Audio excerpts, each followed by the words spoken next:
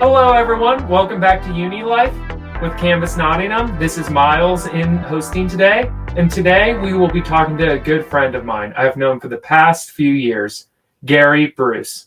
Gary was my counselor here in Nottingham, and going to counseling was one of the best decisions I've made in my life. It was an important first step I took in becoming a healthier, more whole person. Neither Gary nor I have arrived at our final destinations, but in this episode, Gary shares some insights in how we can bravely step into choices that will change our lives. So before we get started, I would just like Gary to introduce himself, tell us a bit about him and his experiences and how he got to living in Nottingham. Cool. Well, thank you for having me. As Mar says, my name is Gary Bruce, and I am a psychotherapist here in Nottingham. I have been running a small practice for around 5 years now. I studied in the States at Cairn University. I did my master's in counselling there, which was just, it was literally a life-changing experience for me. If my life was headed in one direction when and I started the program, it completely 180'd by the end of it. Um, whether you're going into counseling, psychotherapy or not, that program for me was something that every single person in the world would benefit from.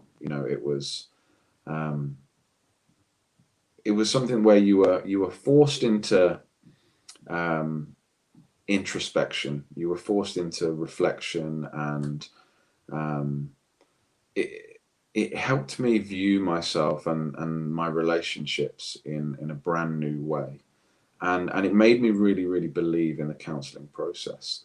So I graduated in 2015 and came back to the UK and ended up marrying the love of my life, which is another story altogether.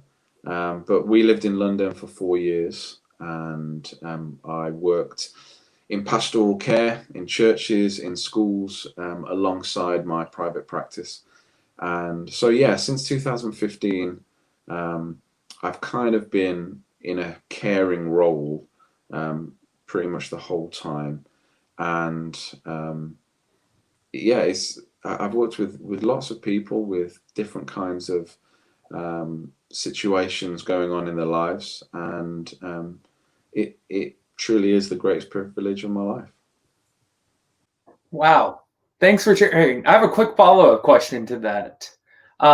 You said like the level of introspection in your like classes. What's something that surprised you in maybe one of your classes or blindsided you, maybe personally or just like generally about people that you didn't expect going into that? Um, well, so let me give you a tiny bit of context there. So on the program that I did, we um, we were literally graded, but upon how reflective we were. We wouldn't progress until the next module unless we showed an ability to reflect, to ask questions of self, to dig into our emotions, to sit in uncomfortable places. So each week we would do a 4 hour lab, which is essentially group therapy with a bunch of training therapists. Um, and we were told to pursue one another, and we were told to dig into each other's pain and allow people to ask probing questions. Um, and then we had to write a reflection paper on it that we were graded upon. So it was impossible to escape um, introspection and reflection. And I think that's exactly how they wanted it to be.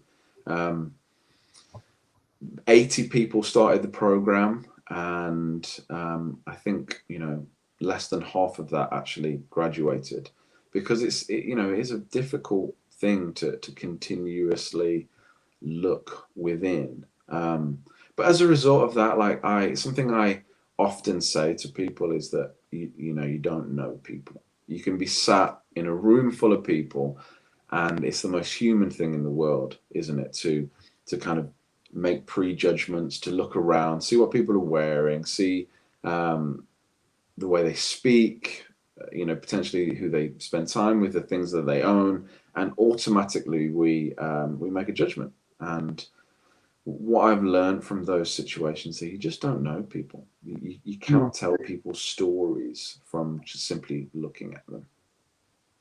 Wow.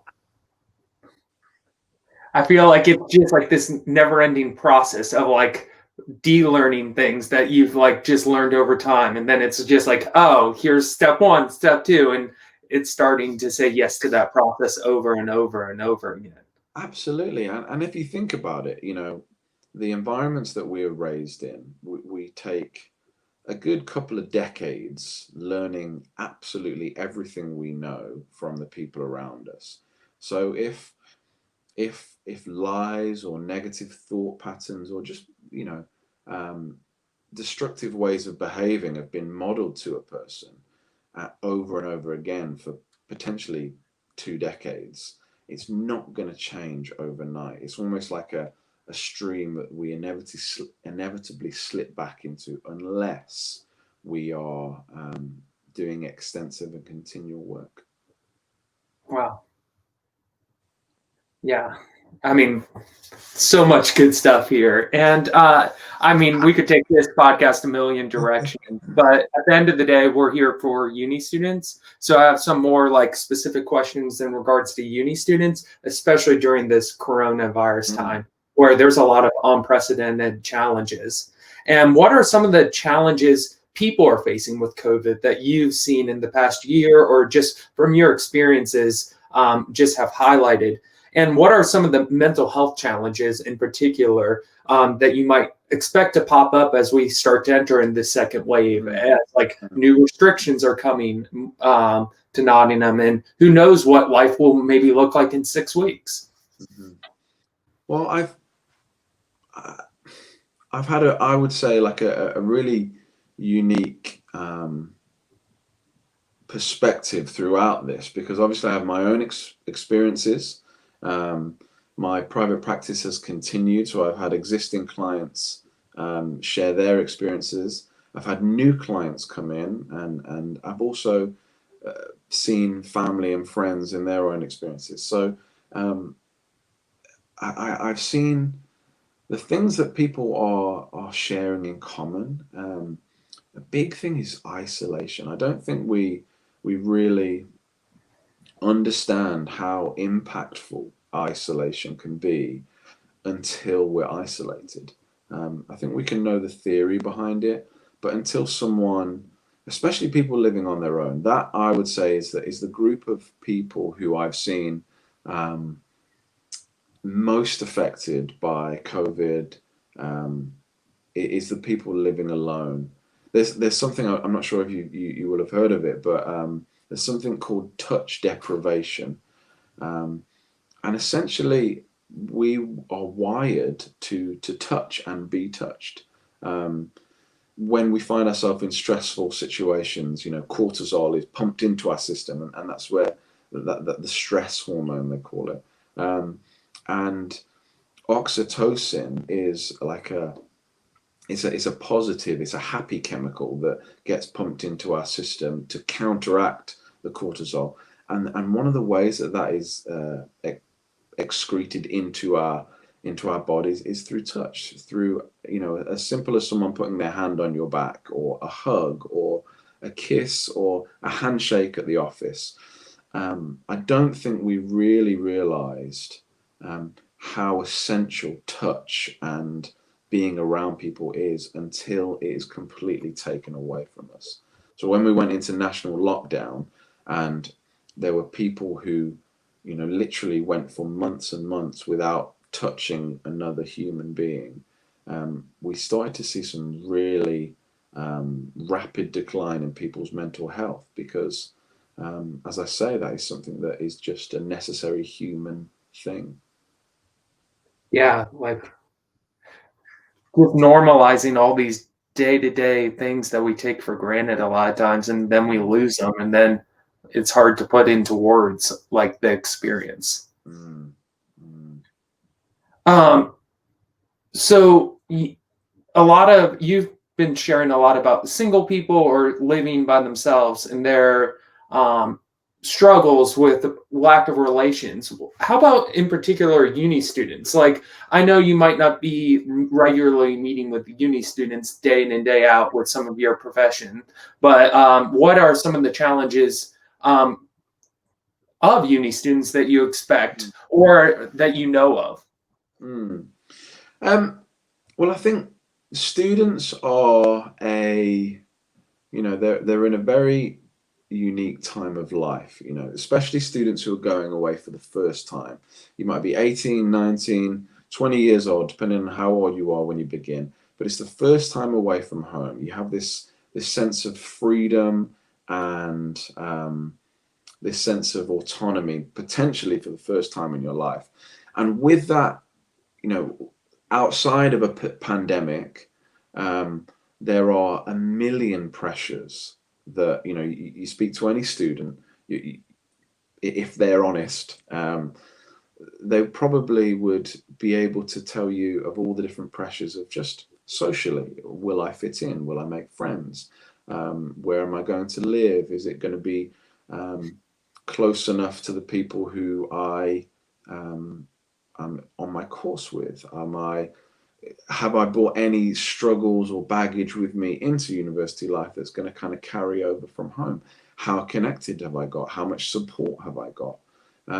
All those kind of pressures um, face students in general. And I think a situation like this global pandemic, the epidemic that we're facing in the UK, only highlights all of those issues. If people are seeking to fit in and whether they're aware of it or not, be pressured into being and living a certain way. When you find yourself in a pandemic, it's not that new issues necessarily arise, I don't think, but issues that were there before tend to come to the surface. Um, Especially for students who are isolating alone or in smaller groups, there's only so much time you can spend with one another before you need to retreat and have time on your own. And there's only so much time you can spend alone before you you start thinking more and more and more. And that's why I say issues don't necessarily occur on their own outside of a vacuum. But issues that were potentially already there start coming to the surface and people start seeing um, maybe things that they haven't dealt with yet, things that they might struggle with historically, um, because the numbing behaviors that we often do, and they don't necessarily have to be destructive, but numbing behaviors keep us from feeling the emotions that we're really feeling and being able to express them, whether that be YouTube or Netflix or drinking or drugs or relationships or working out or work. When you find yourself overloaded by all of those things, you can get burnt out on even the things that you have come to rely on. And when that happens, then we find ourselves in a very scary situation. From what I'm hearing, it seems like there's a lot of difficulties because there's a lot of emotions that can be brewing up with students, and a lot of people are feeling things that they don't exactly know what to do when they're in a new environment where some of their support systems might be away. Um, how do you find this balance of like feeling what's going on and not like numbing it all away? um, while still feeling a little bit isolated? Like, how do you try to do that healthily? Hmm. I think that's a good question. Feeling our emotions is something that is incredibly healthy. And it's not a luxury that everyone has been afforded.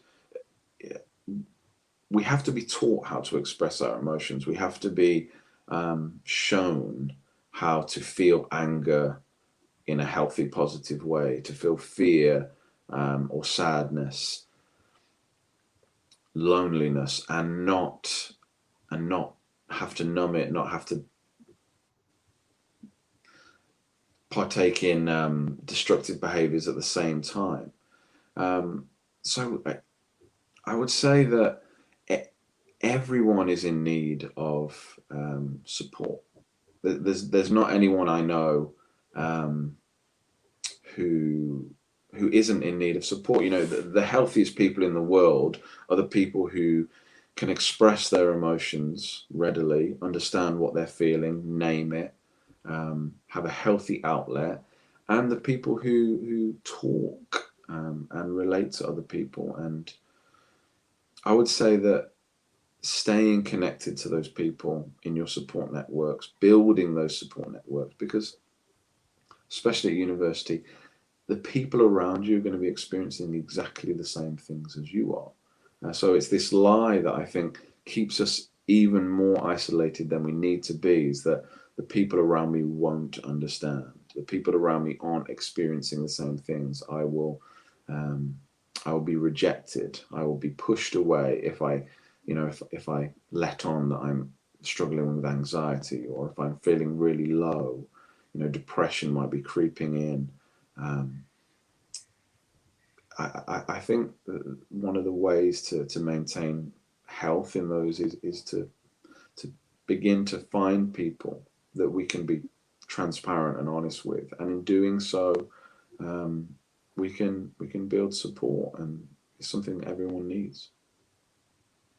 What I hear you're saying is like you just really want to normalize like the experiences people are going through, that like you're not the only person who's experiencing sadness or frustration or anger or anything that's going on right now. How can you talk about how like to normalize this? Like, is it being vulnerable with like the housemate, or like what how do you normalize some of these feelings? Yeah, that it is tough. We live in a culture here in the UK of keep calm and carry on, right? We are the Brits. We have a stiff upper lip, and if you talk to someone, that you ask them how they're doing, number one answer, oh yeah, fine. How you doing? Yeah, fine. And we expect to hear that everyone's fine, everyone's doing okay, and it's kind of become um, this response that we say. I catch myself doing it sometimes. No matter how I'm doing, I could be really angry, really sad. I could be in a state of real fear and worrying about something. And someone asks me how I'm doing, and I say, not bad. Straight away, my first, oh yeah, not bad. How about you?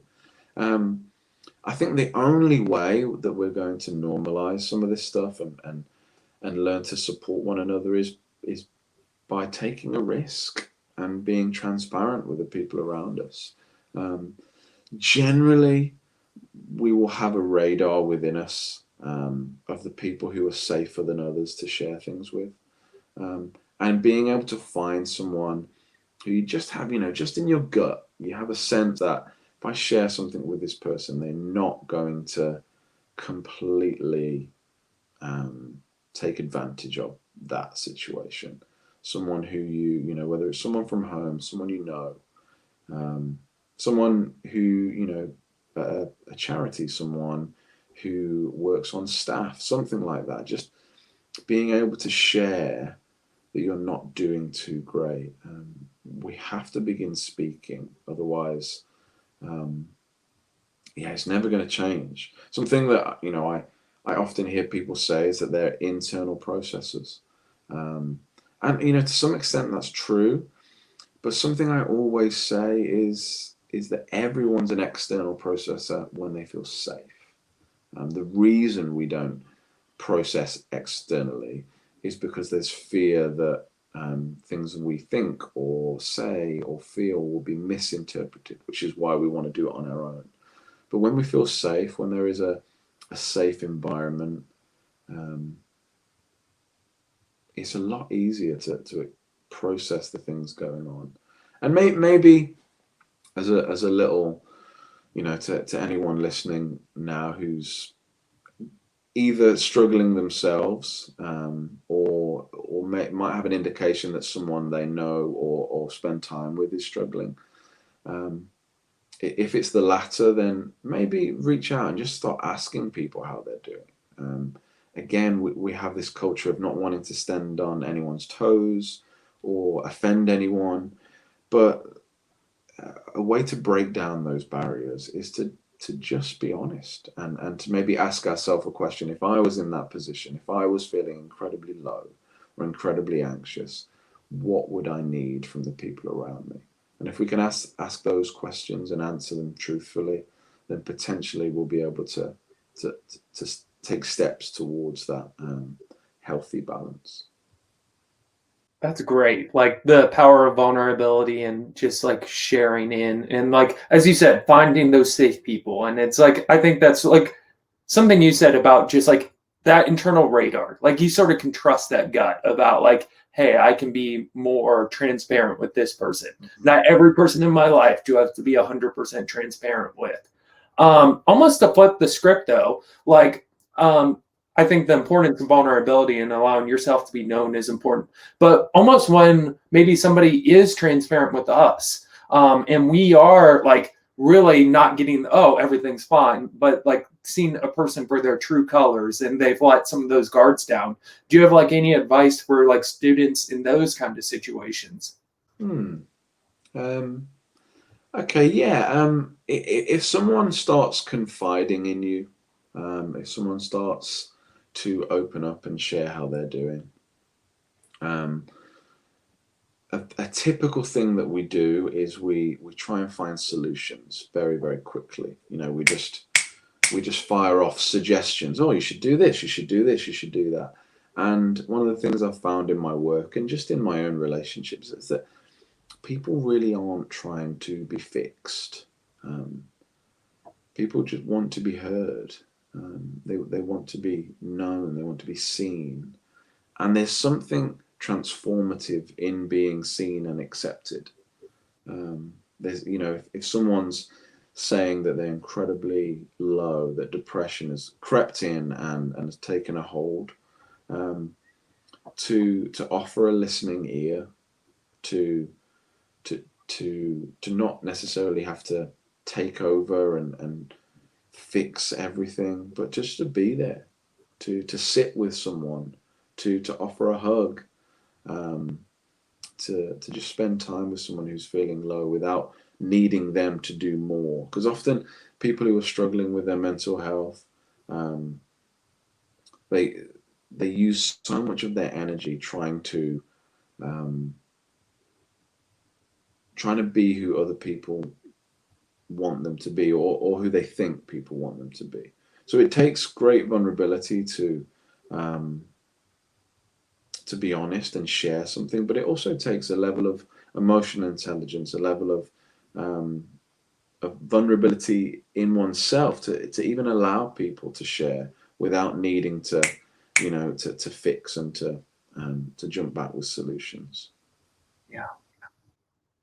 Almost being that person you want other people to be for you and sort of like modeling it in that way. Absolutely. So we want to create those safe communities where people can be transparent and vulnerable and really share about how they are truly doing. Um, at the same time, like there are certain situations that people need professional help. Like when do you think, when is a line for you that you're like, that's great. And I'm so glad that you've shared that to me. And I think you need some professional help. Do you have any guidance for students in those kind of situations? I Well, first of all, if anyone is has gotten to the point where they are having kind of suicidal thoughts, any kind of self-harming behaviors have crept into their thinking, I would say that is absolutely a place to reach out and talk to someone. There are some amazing helplines, the Samaritans, Mind. Um, just being able to reach out and talk to someone in those moments is essential. That literally saves people's lives when people are struggling um, to the extent where they're thinking about suicide. Then absolutely, there's no question there that we need to signpost people and support people in in their getting that help. Outside of that, I, I don't think I've ever met a person. Um, you know, it's not even that. It's not that I don't think. I've never met a person. Let me say it like that. I've never met a person that wouldn't benefit from counselling. Um, there are some people who I encounter who definitely need some counselling if they want to live healthy lives, if they want to maintain healthy relationships, they want to grow. But I've never met a single person who wouldn't benefit from the process. So there is never a bad time to seek professional help. There's never a bad time to engage with psychotherapy or counselling, because it's it's something that everyone will benefit from. It's something that will teach us the things that perhaps we've missed out on growing up, or it will teach us ways to deal with and to learn our stories that can be so destructive sometimes. Um, yeah, so I hope that answers that question. I think there are definitive times when our safety is um, at risk. That there are, you need to reach out, and we need to help people to find those places of support with professionals. But as well as that, everyone would benefit from this process. Yeah. I mean, I can speak from my own behalf. Gary was my own counselor. I had like 7 sessions with him, and it was like the first step in the process. Like it was not the ending, but he provided some tools for me to sort of see some of those stories and like provide like I really started to learn how to be vulnerable and like safe and really feel my emotions and how important that was. Could you just talk a bit more about the counseling experience? Like you've gone to counseling yourself to become a counselor. You've seen a lot of clients. You've had a lot of experience in the arena. But for somebody who might be 18 or 19 and who's like, oh, maybe I should start looking into this. Like, what would something look like to go to counseling? Um, well, so I've been through my own counseling process too. It's essentially the thing that kind of kickstarted my journey into where I am now, is that I had a really messy breakup. My world just was just kind of coming down from all around me, and so I knew I needed to speak to someone. And I actually went into a process of counseling. I was in therapy for 2.5 years. And near enough every week for 2.5 years, I went to counseling with a wonderful, wonderful woman called Peggy. Um, and she provided a safe place for me to um, cry so many tears and to be frustrated, to get angry, to disagree with her. She allowed me to explore things within my current life and within my past life, and throughout my childhood. Um, and she allowed me a safe place to just be who I was. And I think one of the most incredible things about counseling experience, if if done if done well, if it's really invested in, is that as much as is humanly possible, you don't have to hide anything. I think it costs us so much to hide. I think our daily lives and the energy that we have to expend to just sometimes just get through the day, get through the week, we waste so much energy pretending to people, pretending that we're okay, pretending um, that we're in a place that we're not. And the counseling room, the counseling relationship offers you a space where you're allowed to stop hiding. And it can be a slow process. Um, Often people come and they say, I want X amount of sessions, I want to get fixed, I don't want to deal with this anymore. But one of the things my course taught me was that it's not really about being fixed, it's about learning what our issues are. It's about learning potentially where they came from and how we exist with them. How do we live healthy lives um, with the issues that we have? Yeah, man, that's great. I mean, yeah, it's not like, oh, I take this pill and everything is better instantly. It's a process, like, sort of thing of learning to love yourself and love who you are. Um, Something you just really said that stuck out with me, I want to reiterate it from earlier, is that like we a lot of times think we're internal processors, a lot of us, but everybody's an external processor when they feel safe. And like a counselor is a great place for that safety. And I even found myself like in session 2 being like, why do I want to edit myself? Like in a safe place. Like this is a person I am like here and I can talk to and just supposed to be like completely vulnerable, and I found myself wanting to edit to like my counselor, like sort of thing. And how do you like? How do you just battle that? Like, how can you like when we? I know finding a safe environment is extremely important. If you don't feel safe, you're not going to be vulnerable and transparent. But on top of that, how do you like fight those urges to like want to edit yourself into the expectations of what other people want you to be? I think that the first thing that we need to make peace with is it's going to happen. Um, it's human nature. We want to be seen in a certain light. We want to be viewed in a positive way. And one of the biggest tools I think to combat it though is to accept that it's going to happen and to acknowledge when it has happened. Um, Either if you can do it before a session and you can say, I know I'm going to be prone to this, and even express that. One of the simplest ways is that those things that you think and that you're wondering how to say, just being able to say that I don't know how to say this, or I am holding things back and I don't know why. Saying those things will open up um, avenues that you may never have gone down before. And one of the things I ask my clients to do is to journal as soon as they finish, as soon as they can, they have time, is to journal what was the session like? What did I say? What did I not say? What did I maybe filter? What was I feeling? What did I get annoyed at?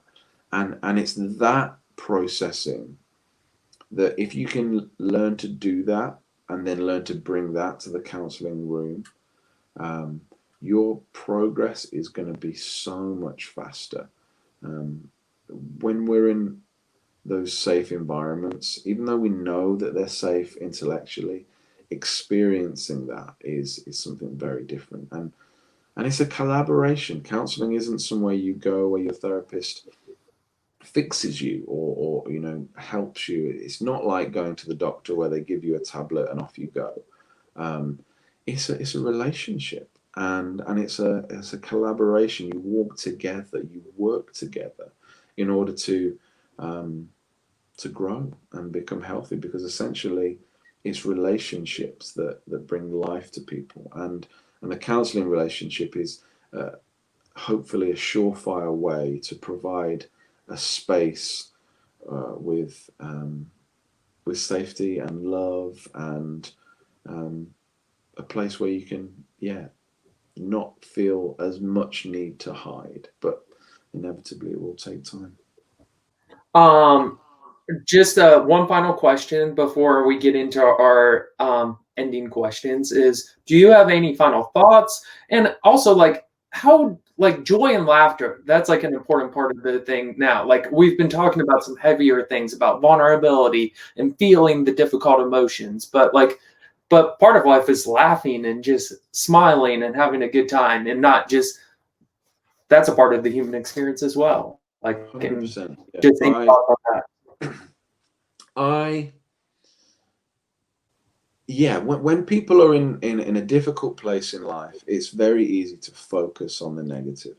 Um, And I was speaking to someone just the other day, and they were saying that all that they could do was imagine negative things happening. All they could do was, see a situation. Maybe if it's even something that they've historically done and enjoyed, but they couldn't imagine enjoying it. They couldn't imagine a situation where they were going to have fun or laugh. But my challenge to that is that the human imagination is something that we have power over, we have control over. And there are wonderful tools out there to be able to, even in the Christian tradition, meditation isn't kind of emptying your mind, which is often a common misconception, but it's filling your mind, it's focusing your mind on something positive, something good, something true. And it's the same with our imaginations. If you can close your eyes, you can picture yourself as a child. You can picture yourself now as you are, or in the future, with people who love you, surrounding you, or, with the warm sun beating down on your skin. And our brains, interestingly, don't know how to differentiate between real memories and imagined memories if the imagination is vivid enough. So real powerful. I don't know if you've ever been in a situation where you've maybe had a dream, or you have a thought and your brain just takes you there. I was driving the other day, and I had a moment, and I don't know what came over me, but I just pictured my daughter dying. And within 10 or 15 seconds, I was at the funeral. I was on my phone looking at pictures and videos, and mourning the fact that I hadn't taken more. And it was vivid, it was real, visceral, like fear and sadness crept up within me. And I had to snap myself out of it. And that took 15 seconds to get to that point of real pain and fear within me, mourning. So that's just a little glimpse into how powerful the mind is. So if we can focus on things that bring us joy, if we can focus on things that have historically really put a smile on our face, and spend time with the people who really bring us life, I think that can be a way that we can take steps towards that. Thank you so much for that. And thank you for your time today. And so I just have a few questions to end us with, a few rapid fire questions. The first is, community is blank. Community is local, and it is consistent. I heard, I'm absolutely stealing this, so please don't give me the credit for this. Community is local, and it is consistent. It's the people that we see daily or nearly daily. It's the people that we you might be in a terrible situation, you might be sad, something might have happened, you might have just found some news, and community is the people that you're going to see within the next 30 minutes that you can't hide from.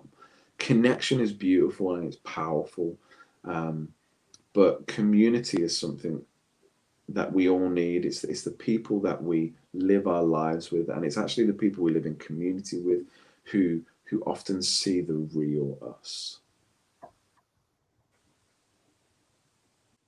Number 2, favorite takeaway. Ooh, Chef's Cause, Jamaican on Lower Parliament Street. Unbelievable. Ooh, £6 box, change your life. yeah, that sounds great. 3, what are you binging currently? It could be a TV show, or any kind of podcast, whatever. I am binging. This is maybe a little bit sad. I'm binging Tim Keller sermons. He has like a back catalogue of like, 5,000 sermons over the years, and so when I work out in the morning, I always listen to Tim Keller. Sounds good. We all each have a different taste. 4, what are you grateful in the midst of COVID? Um, I'm grateful for my family.